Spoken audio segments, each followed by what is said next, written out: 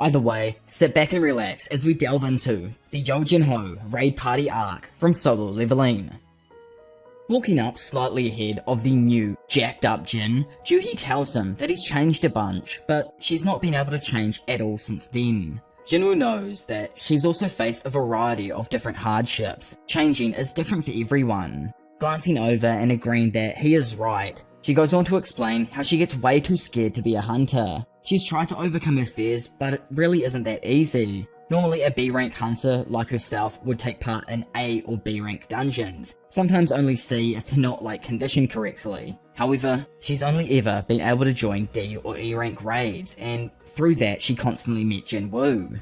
She always healed the injuries that never seemed to end when it came to Jin. Now, she even admits that he was hurt so much it started to annoy the hell out of her. She thought he was vain and stupid at times, but somehow he always managed to survive. Eyes brimming with life, as if they seemed to be screaming for survival, for tomorrow.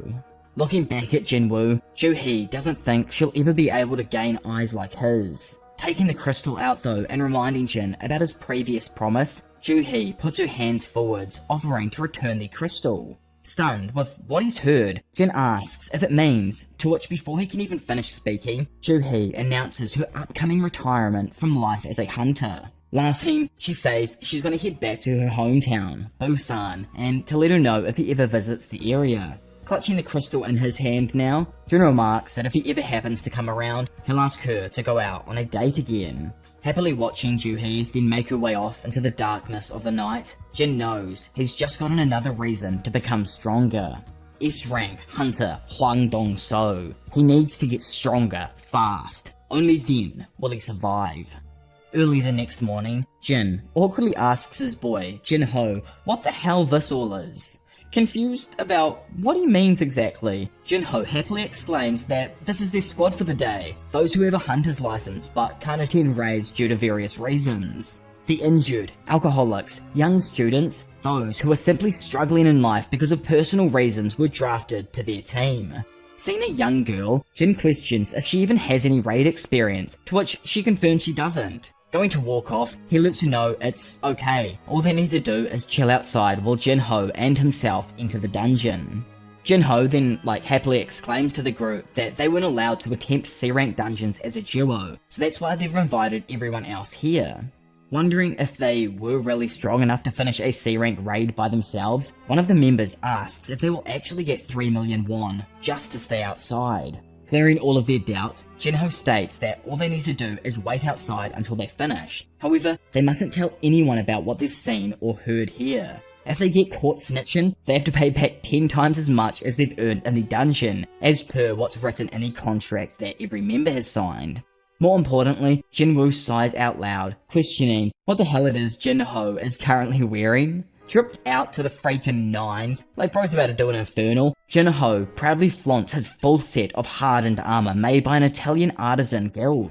Walking up and touching his thick chest, Jinho falls and crashes to the ground under his immense weight. Awkwardly, Jinwoo says he should take the armor off when he's asking him nicely. Kicking at the air, stuck, Jinho pleads for his brother to come over and help him back up. De-armored now, he gets up and heads off with Jinwoo into the dungeon, remarking that he's taken the helmet just in case. The bystanders all stand there baffled with how the duo's going in by themselves. They don't think they look that strong, plus if they are strong enough to clear C-rank dungeons by themselves, then surely it would have been better to clear higher rank dungeons with larger guilds. Also, what happens if they don't make it out? Another dude points out that they've already been paid though, so it really doesn't matter. The same blue shirt dude from earlier then walks up while saying he knows the E-rank hunter, Sung Jinwoo. He's known as the world's weakest hunter. Smoking on his blunt, the old fart just assumes it's typical young youths, not thinking about others and just showing off. Sprinting out of the dungeon entrance, all of the members look over and remark that it's great they ran away successfully. Double taking at the entrance though, another screams that he wasn't running away. No, the gate is closing. Confused on how they even killed the boss, the main duo pay the rest no concern, as instead, Jinwoo asks where they need to head for the next dungeon. Explaining to him that it's about an hour away, Jin looks to the group of stunned Muppets and tells them to move. Today they need to clear at least 3 dungeons. Over at the White Tiger Guild, someone screams out asking for their boss to take a look at some crazy news. Jumping back in his chair and mind-boggled over how someone used more than 200 million won to earn the rights to clear a C-rank dungeon. The assistant elaborates on how there's currently a team that's buying all of the rights for each C-rank gate that appears, leaving no more gates for the guild's low-ranking hunters to train. Originally, the gates actually sold for around 7,000 won, but after the assistant increased his purchase price up to 100 million, they increased theirs to 200 million. Examining what information they have on the group, the boss is pretty sure he's heard of the team leader, believing him to be the second son of the CEO of Yojin Architectures. Wondering why the business would be purchasing gates at a massive loss, he quickly has a thought and asks his assistant Hyung who the survivor from the double lair a few months back was. Remembering that it was Sung Jin-woo himself though, his boy confirms it, leaving the boss feeling like there really may be some kind of opportunity here. Slamming his hands down on the desk, he commands all his men to stop what they're doing and find out everything there is to know about D-rank hunter Jinho and E-rank hunter Sung Jin-woo.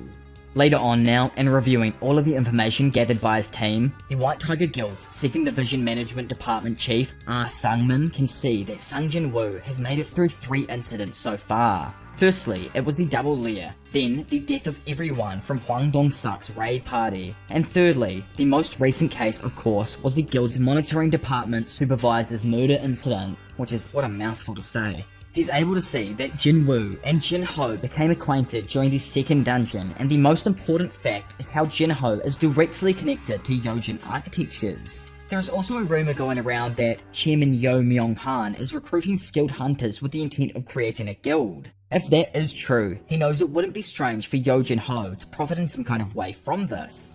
The recruitment of skilled hunters, E-rank hunter Sung Jin-woo clearing gates with insane speed. This all means to Sangmin that Jin-woo could possibly be a reawakened person.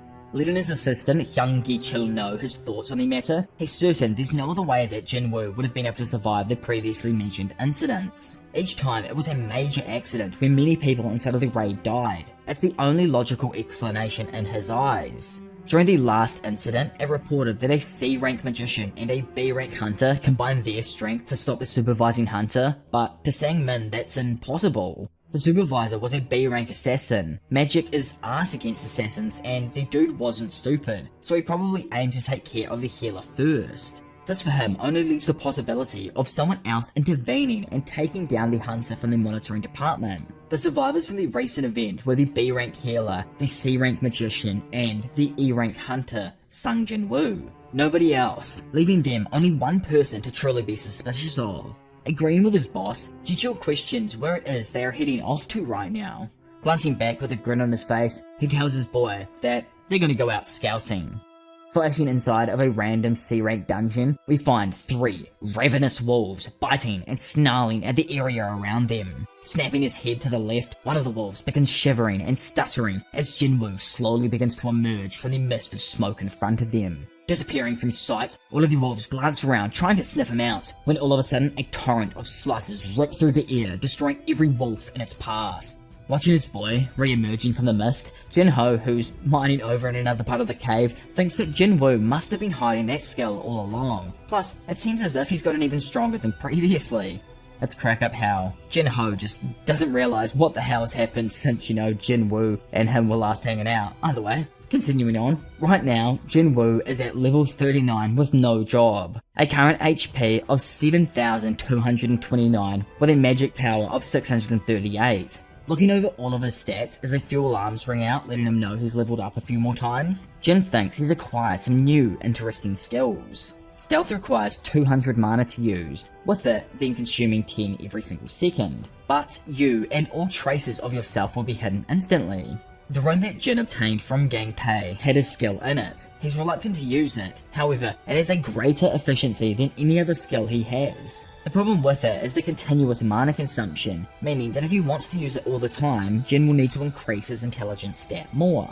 Seeing a wolf snarling and charging at him, Jin quickly dives under its thundering punch. Remembering his new passive skill, Advanced Dagger Arts, a skill that he obtained after using daggers for a prolonged period of time, it lets us know that attacks he now uses with a dagger gain a 33% additional strike damage. On top of that, another skill, Vital Strike, uses 70 mana, but now allows him to attack effectively with a dagger and enables him to land critical strikes on his foe's vital areas. Staring into the soul of this beast, Jinho whips his hand forward 3 times, utterly vanishing any existence of life in the wolf. Thinking that this seems like a pretty good upgrade, the system rings out, letting him know he's leveled up once more, and now has reached the required level. Confused on what exactly this means, Jin sees another screen pop up, notifying him that a job change request has arrived. Hovering above accept, he wonders what it means by job change, before thinking back to a status screen displaying no current job. Outside of the current dungeon, the 2 guys from the White Tiger Guild arrive and wonder what all of this is. In front of them, they can see 8 members of the guild all chilling out, playing games and eating food. Questioning what they're up to, why are they just chilling outside a gate, the young hunter rolls up and inquires to who they are, while letting them know that this is a no entry zone.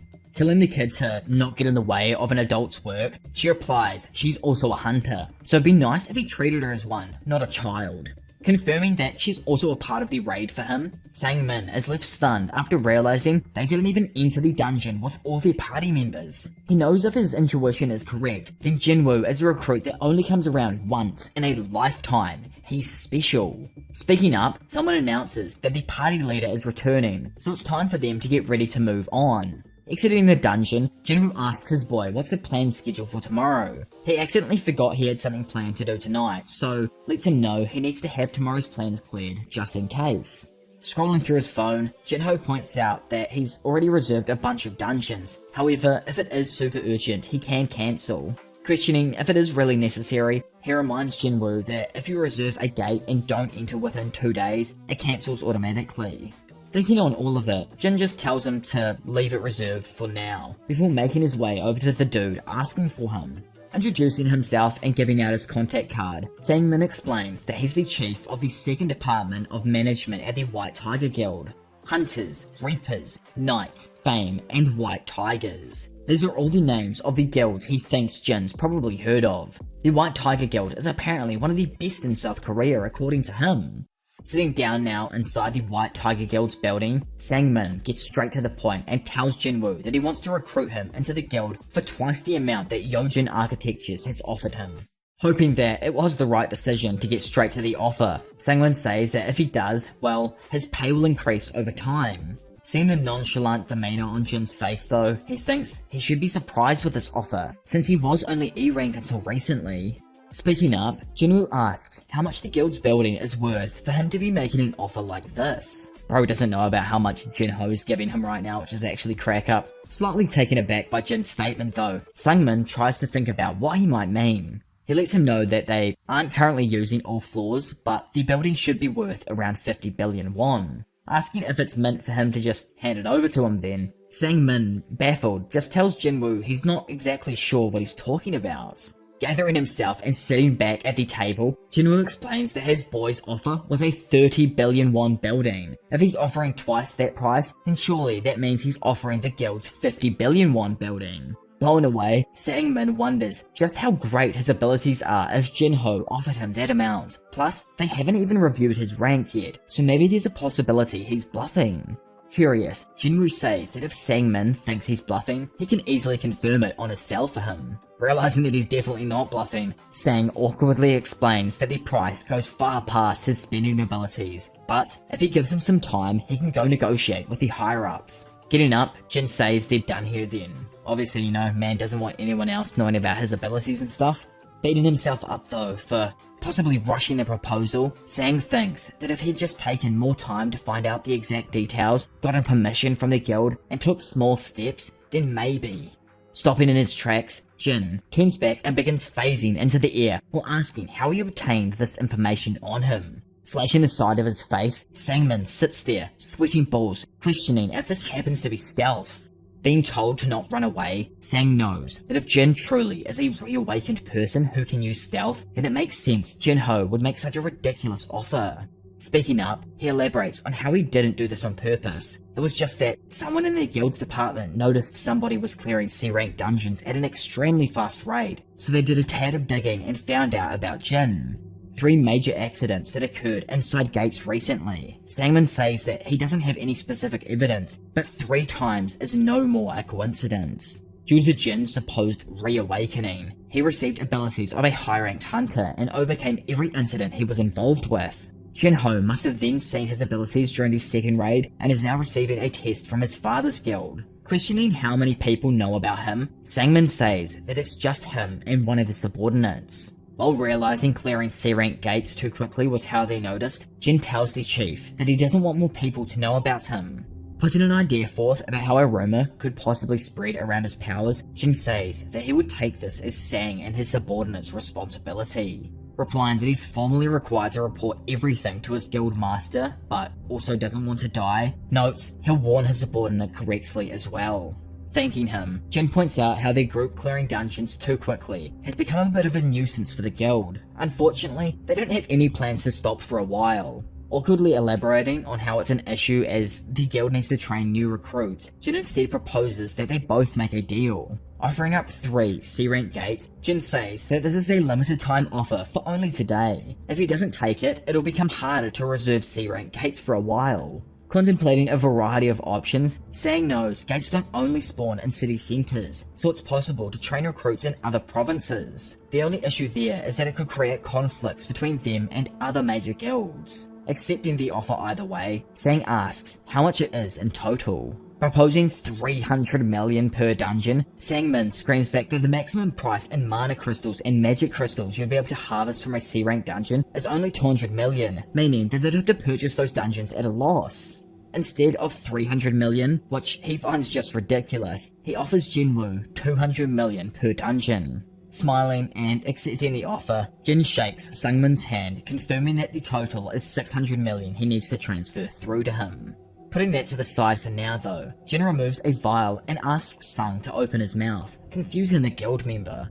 After pouring a bit of the vial into his mouth, the juice activates, healing the small slices on his face and blowing him away as he tries to figure out what exactly the ability may be. Nervously asking Jin if the fact he just showed him his stealth and healing abilities is a sign of trust, Jin, who's now walking away, just says that if it means he will at least keep his secret.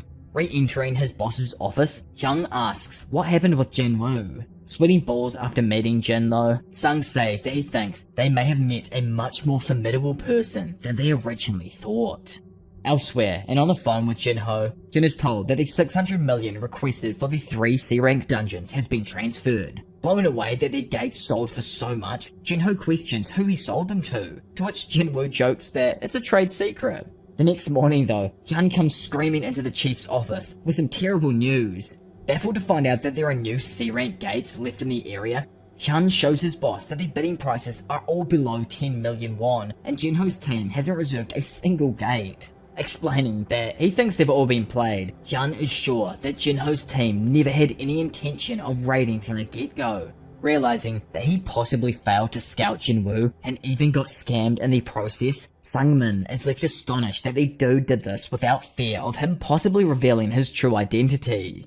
Picking up his phone after he feels it vibrating and reading a text from Jinwoo though on an unknown number, it lets him know that with this, he's going to pretend Sangmin never did a background check to start with. Relieved though, and speaking up that the deal was just his background information in return for the 600 mil, Sang jokes that he really is a tough one. He never thought he was going to reach back out, but Sang is almost certain he sent the message after memorizing the number on his business card. Remarking that this is enough for now, they've at least got Jinwoo's number, and they need to take it slowly since their final goal is actually recruiting him to the guild. Elsewhere, at a city park, Jinwoo stands there, ready to begin his next solo dungeon run. Activating something, a mass of purple energy bursts out, sending light in an ethereal wave of dense colours that reverberate throughout the environment. Smiling, Jinwoo jokes that this job change seems interesting. Walking forth into the dark purple gateway, he questions what kind of monsters he might have to face in here. Flowing through a purple stream of light, quickly being transported to another location, Jin thinks that this game finally seems to be starting for real. Standing there, in the dark abyss, a knight clad in rust-coated red armor and a red cape with long, flowing red hair opens its eye.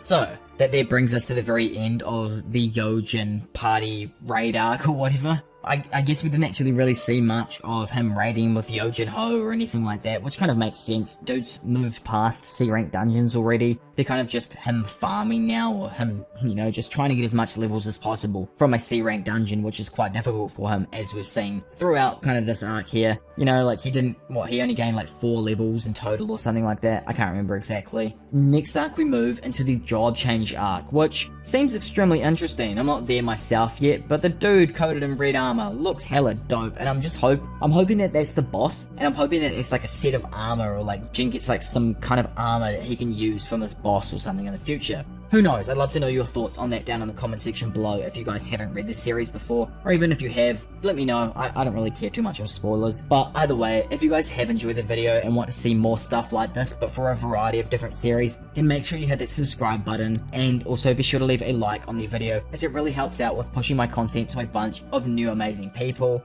Of course, shout out to all of my amazing Patreons. Thank you for all of the support over there recently. But for now, it's been your professional degenerate, Diavolo, and I will see you all in a bit. Bye.